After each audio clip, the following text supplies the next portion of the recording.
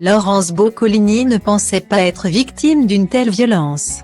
Malheureusement déjà habituée à recevoir un torrent de critiques et d'insultes sur les réseaux sociaux, l'animatrice est devenue une cible encore plus facile depuis quelque temps. Son remplacement de Nagui dans Tout le monde veut prendre sa place sur France 2 n'a pas arrangé les choses.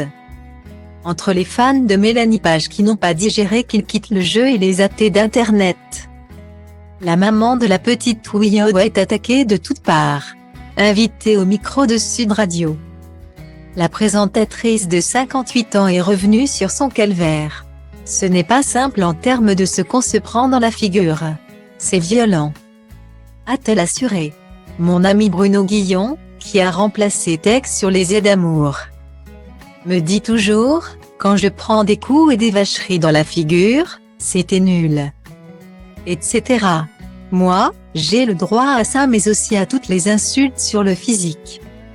Ma vie perso, surtout. C'est incroyable comment on essaie de m'atteindre.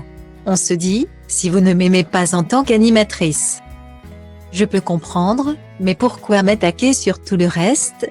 Ça, c'était difficile le premier mois. Laurence Boccolini essaie cependant de prendre du recul et laisse faire.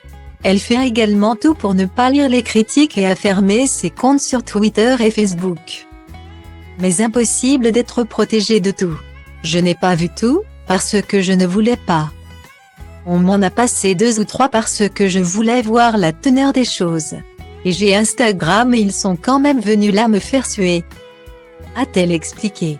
Ils peuvent tout dire de toi, de ta famille, de ta tête, de tes fesses, a-t-elle ajouté, en révélant la teneur des messages indécents qu'elle reçoit.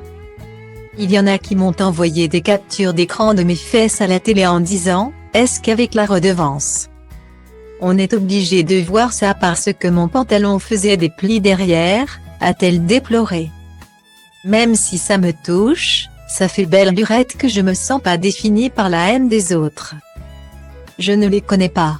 Le plus étonnant est que beaucoup de messages venaient de femmes. Loin de se laisser abattre, Laurence Boccolini poursuit son chemin et ne regrette pas d'avoir accepté de remplacer Nagui aux commandes de Tout le monde veut prendre sa place. On s'éclate vraiment. Maintenant, on a trouvé notre rythme et moi, j'ai passé 1 an à faire des émissions sur fond vert. Là, j'ai du public, des candidats, a-t-elle déclaré. Ce n'est pas quelques athées qui vont tout gâcher.